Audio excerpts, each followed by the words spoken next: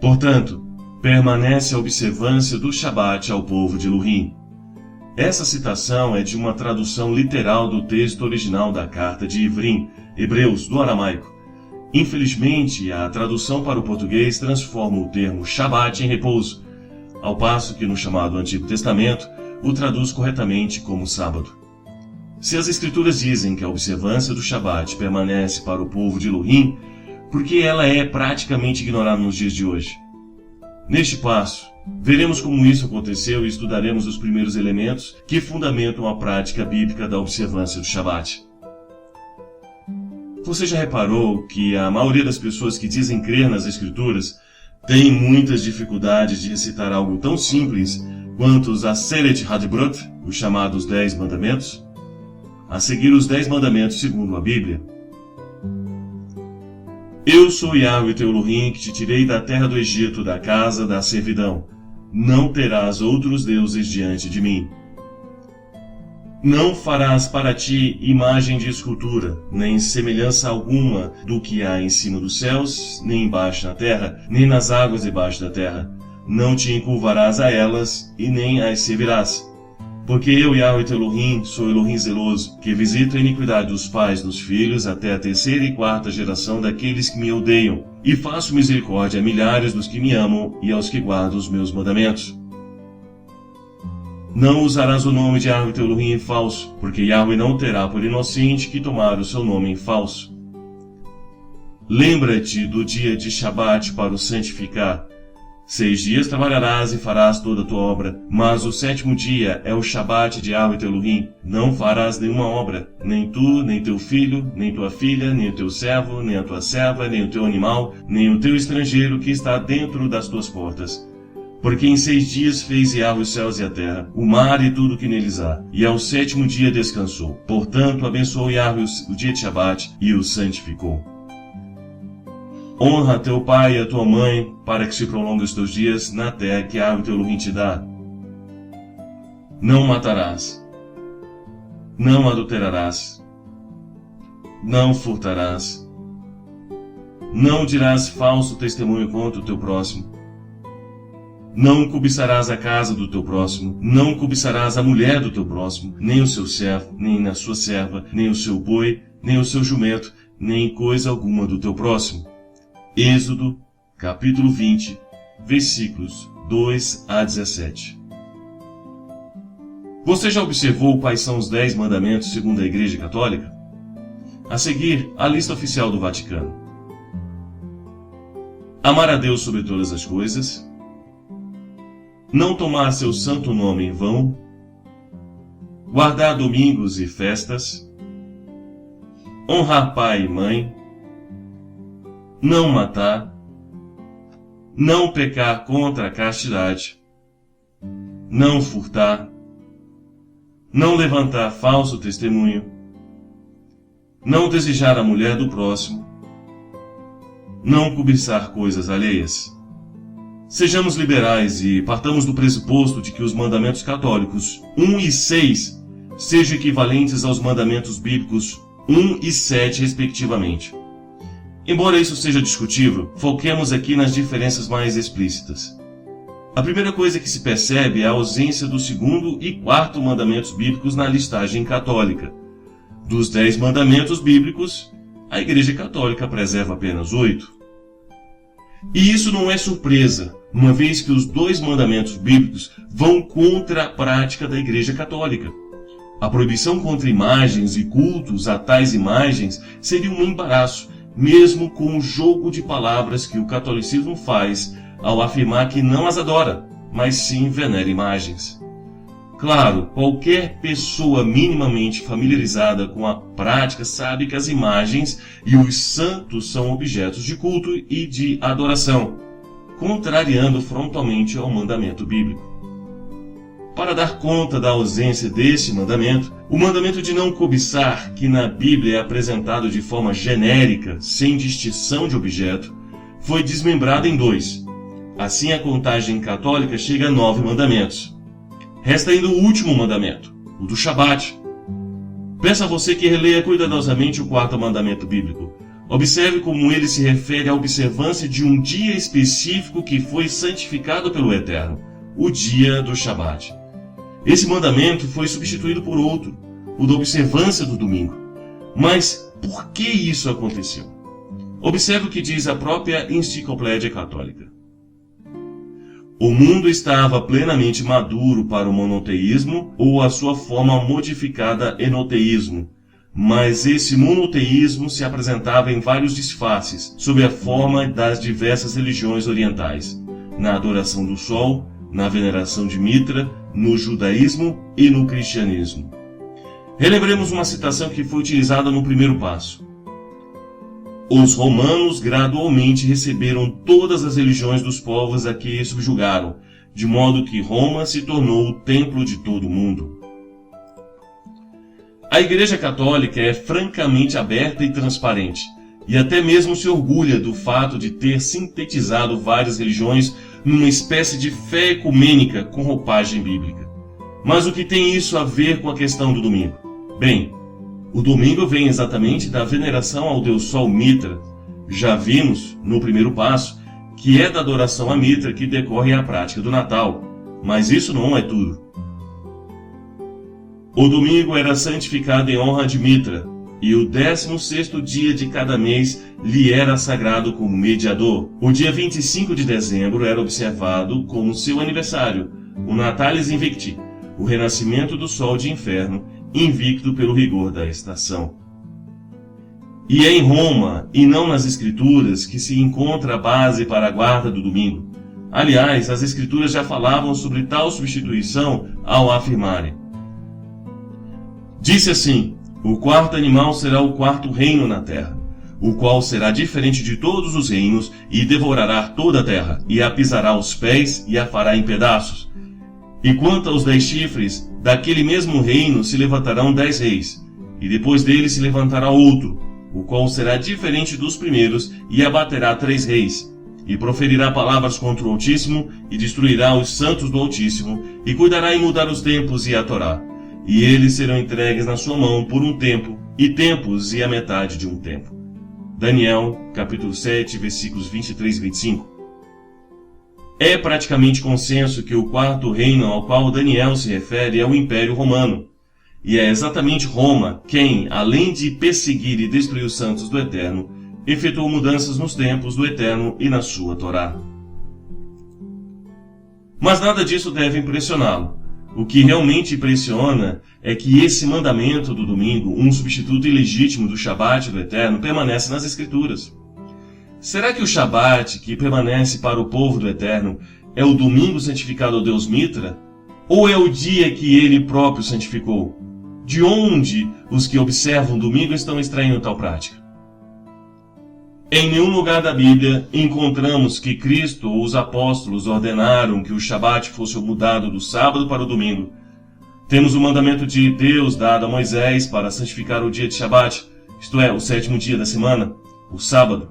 Hoje, a maioria dos cristãos guarda o domingo porque foi revelado a nós pela Igreja Católica fora da Bíblia.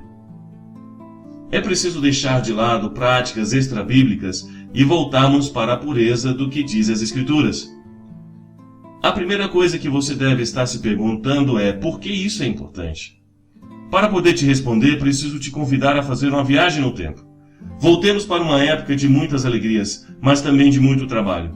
Uma época de despertar para a verdade, não muito diferente da época em que vivemos atualmente. Refiro-me à época de Esdra e Nehemia, popularmente conhecidos como Esdras e Neemias. Você pode ler a respeito deles nos livros bíblicos de igual nome. Aqui, para o que estamos estudando, é suficiente dizer que eles foram os principais condutores por trás do retorno do povo de Erudá, Judá, à sua terra, após o cativeiro babilônico. Nessa época, o povo ainda estava retornando às veredas antigas, mas ainda não havia dado o passo de voltar à observância do Shabat. Talvez isso seja semelhante ao seu caso. Observe o que disse Nehemia. Naqueles dias, vi em Erudá os que pisavam lagares ao Shabat e traziam feixes que carregavam sobre os jumentos, como também vinho, uvas e figos, e toda espécie de cargas, que traziam a Jerusalém no dia de Shabat. e protestei contra eles no dia em que vendiam mantimentos. Também habitavam em Jerusalém tírios, que traziam peixe e toda a mercadoria, que vendiam no Shabat aos filhos de Judá e em Jerusalém. E contendi com os nobres de Judá, e lhes disse: Que mal é este que fazeis, profanando o dia de Shabat? Porventura não fizeram vossos pais assim, e não trouxe o nosso Elohim todo este mal sobre nós e sobre esta cidade? E vós ainda mais acrescentais o ardor da sua ira sobre Israel, profanando o Shabat? Neemias 13, versículos 15 e 18. Perceba que Neemias atribui a não observância do Shabat como um dos principais motivos pelos quais o povo perdeu a terra da promessa. Mas de onde Neemias tirou essa ideia? Vejamos o que a Torá diz. Não fareis para vós ídolos, nem vos levantareis imagens de escultura, nem estátua, nem poreis pedra figurada na vossa terra, para inclinar-vos a ela, porque eu sou Yahvé vosso Elohim. Guardareis os meus Shabatot, e reverenciareis o meu santuário. Eu sou Yahvé, se andardes nos meus estatutos, e guardardes os meus mandamentos, e os cumprirdes, então vos darei as chuvas a seu tempo, e a terra dará sua colheita, e a árvore do campo dará o seu fruto. Levítico, capítulo 26, versículos de 1 a 4. Observe que o reconhecimento do Eterno como nosso Elohim passa exatamente pelos dois mandamentos que Roma aboliu, o de não fazer ídolos e o de guardar o Shabat. Esses são exatamente duas marcas que distinguem o povo de Israel dos povos da terra. Agora observe a consequência da não observância, a de que onde Neemias tirou a sua crítica ao povo. E espalhar-vos-ei entre as nações, e desembainharei a espada atrás de vós, e a vossa terra será assolada, e as vossas cidades serão desertas. Então a terra folgará no seu Shabatot, todos os dias da sua assolação, e vós estareis na terra dos vossos inimigos. Então a terra descansará, e folgará no seu Shabatot. Todos os dias da assolação descansará, porque não descansou nos vossos Shabatot, quando habitáveis nela. Levítico, capítulo 26, versículos 33 a 35. Isso deixa claro que o Shabat é importante. Mas a questão principal é, por que o Shabat é importante? A resposta se encontra em Shemot, no capítulo 31. Tu, pois, fala aos filhos de Israel, dizendo: Certamente guardareis os meus Shabatot, porquanto isso é um sinal entre mim e vós nas vossas gerações, para que saibais que eu sou Yahvé que vos santifica. O Shabat é, portanto, um sinal da aliança entre o Eterno e o seu povo. Mas sinal de quê? A resposta está mais adiante nessa mesma passagem. Guardarão, pois, o Shabat os filhos de Israel, celebrando-o nas suas gerações por aliança perpétua. Entre mim e os filhos de Israel será um sinal para sempre, porque em 6 dias fez Yahvé os céus e a terra, e ao 7º dia descansou, e restaurou-se. O sinal, portanto, é da aliança entre o Eterno e o seu povo. Se observar o Shabat é sinal de zelo para com a aliança com o Eterno, abandonar o Shabat é sinal de desprezo por essa aliança. Não é à toa que o Shabat é o passo mais importante e por muita gente considerado o mais difícil de ser dado, porque desde os tempos antigos, observar o Shabat significava ter que abrir mão de um dia produtivo. Lembre-se do passo anterior, em que falamos sobre fé. Guardar o Shabat é uma demonstração de fé. Assim como não fazia sentido do ponto de vista humano abrir mão de um dia produtivo nos tempos antigos, assim também não faz sentido do ponto de vista humano abrir mão de maior lucro ou de um emprego que pague melhor para poder guardar o Shabat. E é justamente porque não faz sentido que isso se torna um passo de fé. É preciso confiar no Eterno. Muitas pessoas gostam do texto de Devarim, Deuteronômio 28, porque de fato ele fala de muitas bênçãos. Na parte das maldições, as pessoas costumam fechar suas Bíblias. Mas observe a condição inicial para essas bênçãos. E será que, se ouvires a voz de Yahvé teu Elohim, tendo cuidado de guardar todos os seus mandamentos, que eu hoje te ordeno, Yahvé teu Elohim te exaltará sobre todas as nações da terra, e todas estas bênçãos virão sobre ti e te alcançarão, quando ouvires a voz de Yahvé teu Elohim. Deuteronômio, capítulo 28, os versículos 1 e 2. Observe que a lógica do Eterno é antagônica à lógica humana. Se você guardar o Shabat, será abençoado, inclusive financeiramente. É preciso fé para dar esse passo, mas repare que ele significa confiar uma das coisas mais importantes da sua vida a ele, o seu próprio sustento. Veja ainda que o texto de Êxodo 31:13 fala em santidade. O termo hebraico que encontramos nesse trecho é o termo Mekadshichem, que vem da raiz Kadash, que significa separar. Separar, portanto, o Shabat como dia de repouso e de comunhão com o Eterno é um lembrete que devemos nos separar das coisas deste mundo. E é isso que temos feito desde o primeiro passo. Nosso objetivo aqui é cumprir a ordem do Eterno, que nos diz: portanto, cingindo os lombos do vosso entendimento, sede sóbrios e esperai inteiramente na graça que se vos ofereceu na revelação de Yeshua HaMashiach, como filhos obedientes, não vos conformando com os desejos que antes havias em vossa ignorância. Mas como é santo aquele que vos chamou, sede vós também santos em toda a vossa maneira de viver.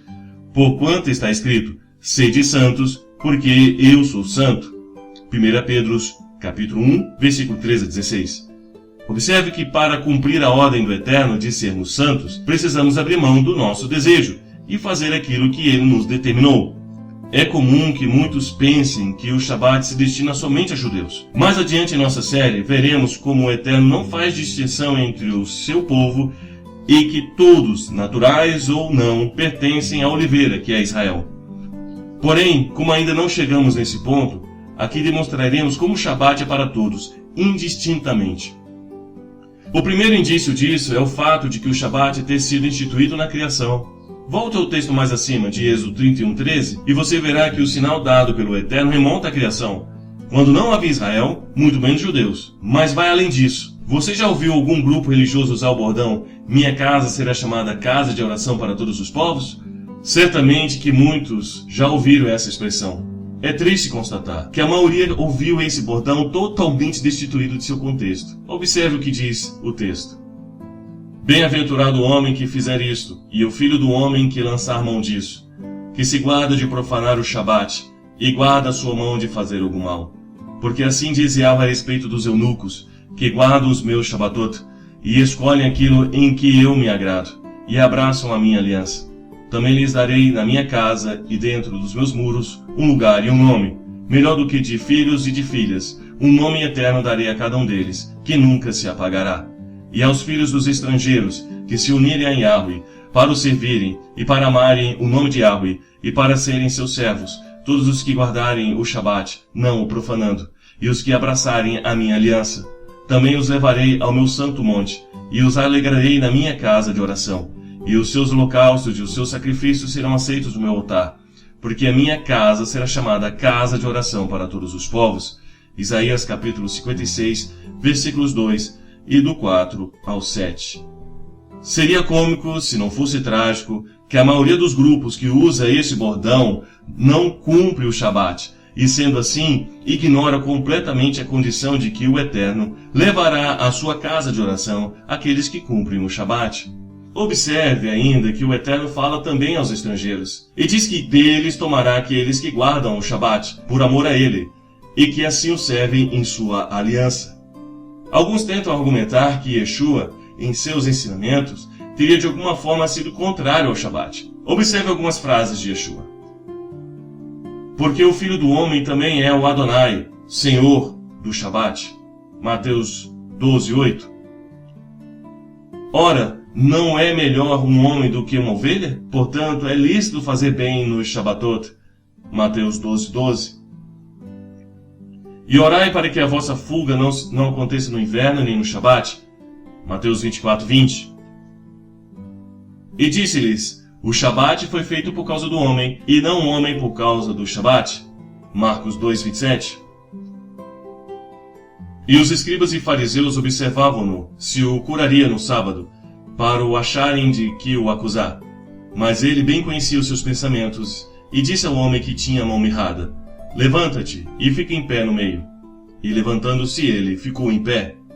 Então Yeshua lhes disse: uma coisa vos hei de perguntar. É lícito nos sábados fazer bem ou fazer mal? Salvar a vida ou matar? Lucas 6, versículos 7 e 9. Respondeu-lhe, porém, Yeshua e lhe disse: hipócrita, no Shabat não despreende da manjedoura cada um de vós o seu boi ou jumento e não o leva a beber? E não convinha soltar desta prisão no dia de Shabat esta filha de Abraham, a qual há 18 anos o acusador tinha presa? Lucas 13, versículos 15 e 16.